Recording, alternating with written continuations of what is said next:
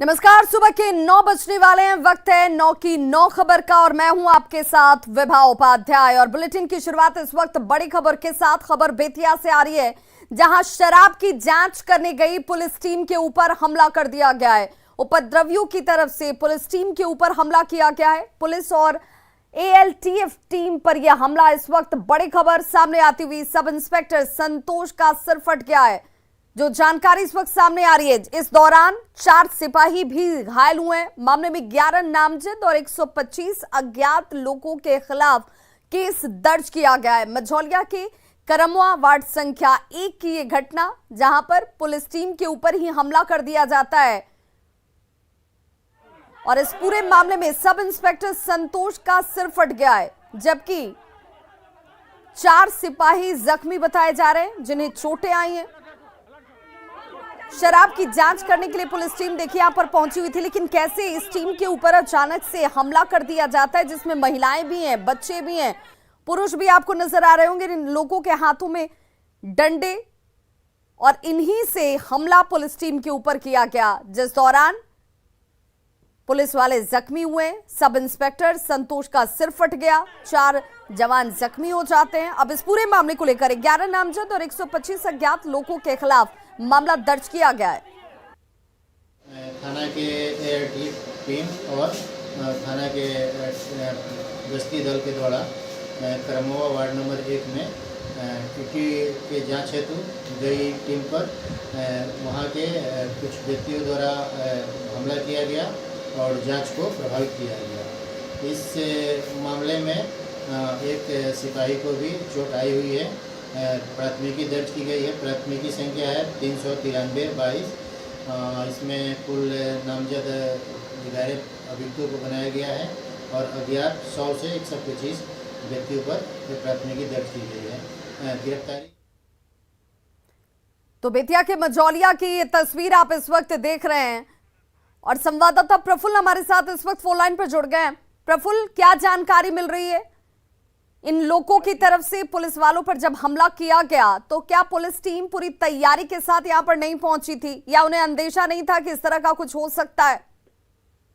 जी देखिए, पुलिस को जब सूचना मिली थी तो पुलिस वहां पहुंची थी कि उस इलाके में बड़े पैमाने पर शराब बनाने का काम किया जा रहा है, जिसको लेकर पुलिस ने दबिश दी और पुलिस छापेमारी करने वहां पहुंची थी। इस बीच कुछ लोग थे जो पुलिसिया इस कार्रवाई का विरोध कर रहे थे, जिस पर पुलिस ने हल्का बल प्रयोग किया और उन लोगों को खदेड़ा। इसको लेकर के जो शराब जो कारोबारी थे वो ग्रामीणों को आगे करके उन्होंने इस तरह से एक अफवाह फैलाया कि पुलिस जो है निर्दोष लोगों को पीट रही है, और उसकी आड़ में जो है शराब कारोबारी ग्रामीणों को आगे कर दिया और ग्रामीण जो है आक्रोशित होकर पुलिस के खिलाफ विरोध प्रदर्शन करने लगे, जिसके कारण ही ये हुआ है कि पुलिस टीम पर जो लोग थे शराब कारोबारी और ये जितने भी शराब बनाने वाले लोग हैं उन लोगों ने पुलिस टीम पर हमला कर दिया। प्रफुल्ल, किसी की गिरफ्तारी हुई है इस पूरे मामले में अब तक? जी मैं बता दूं कि अभी जो एक महिला समेत 3 लोगों को पुलिस ने हिरासत में लिया है और गिरफ्तारी की गई है उनकी, और उनसे पूछताछ की जा रही है। साथ ही जिन लोगों पर नामजद प्राथमिकी दर्ज की गई है उनकी गिरफ्तारी के लिए भी टीम गठित कर दिया गया और टीम लगातार जो है वो छापेमारी कर रही है। चलिए, बहुत बहुत शुक्रिया प्रफुल्ल इस तमाम जानकारी के लिए आपका। अगली खबर दानापुर के फुलवारी शरीफ से, जहां पर बाइक सवार अपराधियों ने जेटीयू नेता नूतन सिंह पर गोलियों की बौछार कर दी। हालांकि हमले में जेटीयू कार्यकर्ता बाल बाल बचे हैं। अचानक हुई इस गोलीबारी से अफरा तफरी जरूर मच जाती है और ये तस्वीरें देखिए, ताबड़तोड़ हमले किए जाते हैं जेटीयू कार्यकर्ता के ऊपर, जो बताया जा रहा है कि इस दौरान इस गाड़ी में सवार थे, लेकिन बाल बाल उनकी जान बची है। गोलीबारी के बाद अपराधी हालांकि यहां से फरार हो गए और अपराधियों ने उस वक्त गोली चलाई जब स्कॉर्पियो में सवार होकर जेडीयू नेता जा रहे थे। जमीन विवाद इसके पीछे वजह भी एक तरीके से सामने आती हुई। घटना के बाद जेडीयू नेता ने स्थानीय थाने में 2 लोगों के खिलाफ मामला दर्ज कराया है। पुलिस अब इन आरोपियों की तलाश में जुटी हुई है और मामले की जांच की जा रही है कि आखिर ये कौन लोग थे। लेकिन जो आशंका जाहिर की जा रही है, इसके पीछे मुख्य वजह जमीन विवाद बताया जा रहा है। हम धूपार तक अपने गांव पर गए हुए थे। जमीन पर हमारा फसल कट रहा था, गेहूं का फसल कट रहा था। इसी क्रम में हम जब लौटने लगे तो गाड़ी पर जैसे ही बैठे 4 के संख्या में 2 मोटरसाइकिल सवार अपराधी पीछे से फायरिंग करने लगे और गोली हमारे गाड़ी पर पूरा 7-8 राउंड गोली चलाए।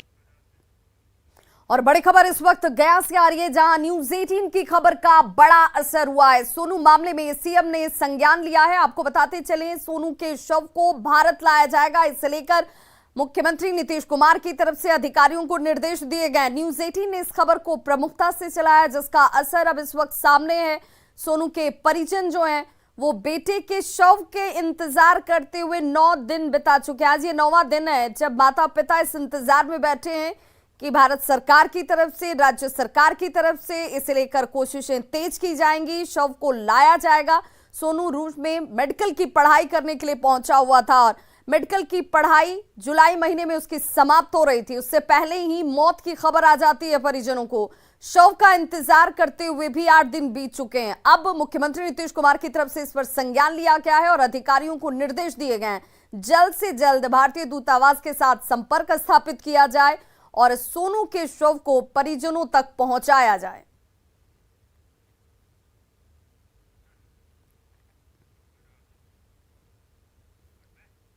और बड़ी खबर इस वक्त राजधानी पटना से आ रही है, जहां पर 8 किलो सोना लूट के मामले में बड़ी जानकारी सामने आई है, जिसमें सीसीटीवी फुटेज से यह बड़ा खुलासा हुआ है।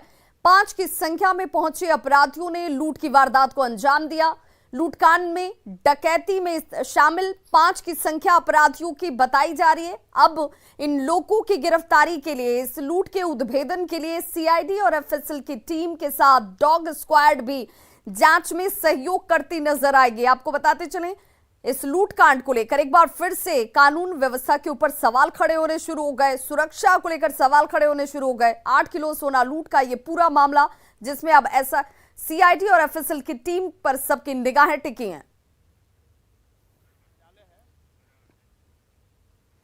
खबर पटना से, जहां अनीशाबाद के पुलिस कॉलोनी मोड़ के पास महालक्ष्मी ज्वेलर्स में दिन दहाड़े लूट की घटना को अंजाम दिया गया। कल की वो तारीख जब 2 बड़ी घटनाएं, लूट की ये दोनों बड़ी घटनाएं राजधानी में घटती हैं।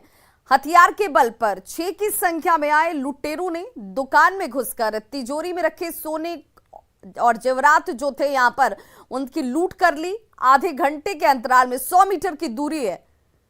जहां पर दूसरी घटना जब फाइनेंस कंपनी में 4 करोड़ के सोने की लूट होती है, दोनों ही के बीच सिर्फ और सिर्फ 100 मीटर की दूरी थी और इन दोनों ही जगहों पर लुटेरों ने घटना को अंजाम दिया और यहां से फरार हो गए। अब Patna police special task force के गठन के साथ इन लोगों को पकड़ने का दावा कर रही है। Special task force, CID, FSL की टीम इस फाइनेंस कंपनी के ऑफिस में जांच करती नजर आई। साथ ही डॉग स्क्वाड को लेकर इलाके में छानबीन की गई, लेकिन अभी पुलिस के पास सिर्फ सीसीटीवी फुटेज है। अपराधियों की संख्या है कि 5 की संख्या में पहुंचे थे अपराधी। इन्हीं लोगों ने घटना को अंजाम दिया, लेकिन गिरफ्तारी नहीं हो पाई है, इनकी पहचान नहीं हो पा रही है, लेकिन गिरफ्तारी का दावा जरूर किया जा रहा है। ज्यादा जानकारी दे रहे हैं संवाददाता अमरजीत शर्मा। कितना का लूट हुआ? कितना का लूट हुआ? कितना का हुआ? तो सर अभी देखने के बाद ऐसे जो है कितना का हुआ है? लगभग 4 करोड़ के करीब में हुआ है। 3 से 4 करोड़। कितना सोना था? कितना सोना था? हेलो। पटना का गर्दनी बाग आज वारदातों से भरा हुआ रहा। पटना के गर्दनी बाग में 100 मीटर की दूरी में 2 जगह लूट हुई। एक जगह ज्वेलरी दुकान में जहां 1.5 लाख की लूट हुई, वहीं एक फाइनेंस कंपनी के अंदर सोने की लूट हुई और लगभग 4 करोड़ की लूट बताई जा रही है। जैसा कि मैनेजर ने कहा है, ये कंपनी है IIFL फाइनेंस और यही अपराधी पहुंचे थे और अपराधी आराम से इसके अंदर घुसे और उसके बाद फिर हथियार के बल पर लूट की घटना को अंजाम दिया। उस समय पुलिस इस रोड पे जो यहाँ से ठीक बगल में है मौजूद थी और उसकी मौजूदगी में यहाँ लूट हो गई। पुलिस इंतज़ार कर रही थी उन अपराधियों का कि कहीं वो पकड़ में आ जाए, लेकिन जो अपराधी पकड़ में आने चाहिए वो अपराधी के पीछे पुलिस भागती रही। लेकिन उसके बगल में जहां पर ज्वेलरी दुकान की लूट हुई थी, उसके ठीक बगल में आधे घंटे के अंतराल में ही लूट हो जाती है और पुलिस वहीं मौजूद रहती है और इसी के अंदर जो है वो लूट की घटना को अंजाम अपराधियों ने दिया है। यहाँ पर जो है एफएसएल की टीम पहुंची हुई है, स्पेशल टीम पहुंची हुई है, सीआईडी की टीम पहुंची हुई है, साथ ही जो है बहुत सारी जांच पूछताछ की जा रही है। लेकिन अभी तक अपराधियों का पता नहीं चल पाया है कि इस फाइनेंस कंपनी में किसने लूट की घटना को अंजाम दिया। फिलहाल पुलिस और स्पेशल टीम जो लगाई गई है इस लूट के मामले में उसे अभी जांच कर रही है, लेकिन जांच में अभी तक ये बातें खुलकर नहीं आई है कि आखिर लूट की घटना को अंजाम देने वाला वह व्यक्ति कौन था जिसने इस फाइनेंस कंपनी में करोड़ों रुपए की लूट कर ली है। दानापुर के अनिशाबाद से न्यूज़ 18 के लिए अमरजीत शर्मा। दरभंगा में एक वीडियो सोशल मीडिया पर बेहद तेजी से वायरल हो रहा है, जिसमें प्रखंड विकास पदाधिकारी रघुवर प्रसाद आम जनता के लिए अमर्यादित शब्दों का इस्तेमाल कर रहे हैं। शब्द ऐसे कि कहीं से ये भाषा पदाधिकारी की नहीं लगती है, बल्कि सड़क छाप मवाली की तरह ये बोलते हुए नजर आ रहे हैं। दरअसल गुरुवार को अलीनगर के वार्ड संख्या 13 में स्थानीय जनता के साथ स्वच्छ गांव हमारा गौरव कार्यक्रम के तहत स्वच्छता के प्रति जागरूक करने के लिए बीडीओ साहब यहां पर पहुंचे थे, लेकिन जिन शब्दों का इस्तेमाल उनकी तरफ से किया गया, शब्दों की मर्यादा वो होते नजर आए। महिलाओं के सामने ही अब शब्दों का प्रयोग करना शुरू कर देते हैं। वीडियो वायरल होने के बाद बीडीओ साहब अब अपनी सफाई बड़े अजीबोगरीब तरीके से दे रहे हैं और ये कह रहे हैं कि टेक्नोलॉजी का गलत इस्तेमाल कर ये वीडियो वायरल कर दिया गया। ऐसा तो कुछ नहीं है। हमने तो भारतीय संविधान के अनुच्छेद समानता के अधिकार जो है 14 से 18 में जो दिया गया है उसका पूरा अनुपालन करते हुए जो हमने 1 से लेकर के हर महीने में 1 से 7 तक जो है हमारा गांव स्वच्छ गौरव की योजना के तहत जो है हम खुद जो है सफाई कर्मियों के साथ जा करके हम इस बात को बता रहे हैं और किसी का न हम नाम लेते हैं न किसी के किसी धर्म जाति लिंग नाम के आधार पर हम किसी को ऐसा बात नहीं कहे हैं और महिलाओं को तो हम समानता के अधिकार 14 से 18 में जो दिया गया उसका पूरा सम्मान कर। खबर सिवान से, जहां एक पोस्टर ने प्रशासन की नींद उड़ाकर रख दी है। दरअसल मोसाद संगठन की ओर से एक पोस्टर ने दहशत फैला दिया। इस पोस्टर में कुछ लोगों का नाम लिखकर उन्हें जान से मारने की धमकी दी गई है। पोस्टर पर जिन 6 लोगों के नाम लिखे गए हैं उन सभी को 1 माह का वक्त दिया गया है, जिसके अंदर सुधरने की नसीहत दी गई है। मामला संज्ञान में आने के बाद अब एसपी शैलेश कुमार सिंह का यह कहना है कि प्रथम दृष्टया ये किसी शरारती तत्व का काम नजर आता है। बावजूद इसके गंभीरता दिखाते हुए जांच की जा रही है, इसकी सत्यता की, इसकी प्रामाणिकता की। रघुनाथपुर में एक पोस्टर मिला है जो एक विजय सिंह उनके घर पे लगाया गया है सौर गांव में। तो उस पोस्टर में कुछ ऐसा लिखा हुआ है जिसको हम लोग सत्यापन कर रहे हैं और इस पर हम लोग कांड भी दर्ज कर रहे हैं और कांड दर्ज के इसको सत्यापन कर रहे हैं कि यह किस उद्देश्य से और किसके द्वारा लिखा गया है। और जब जांच की जाएगी तब इसमें पता लगेगा कि क्या किसी ने कोई शरारत करने के लिए ऐसा लगाया है या वाकई में कि इसमें कोई मोटिव है।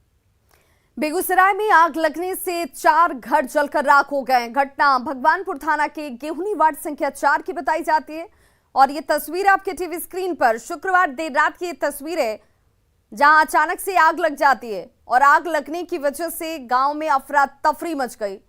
ग्रामीणों ने घटना की सूचना दमकल कर्मियों को दी और मौके पर पहुंचे दमकल कर्मियों ने घंटों मशक्कत के बाद आग पर जाकर काबू पाया। हालांकि आग किन वजहों से लगी इसका पता अभी तक नहीं चल पाया, लेकिन लाखों का नुकसान जरूर ग्रामीणों को उठाना पड़ा। 4 घरों को इस आग ने अपनी चपेट में देखते ही देखते ले लिया, लेकिन जब तक आग पर काबू पाया जाता सब कुछ जलकर स्वाहा हो चुका था।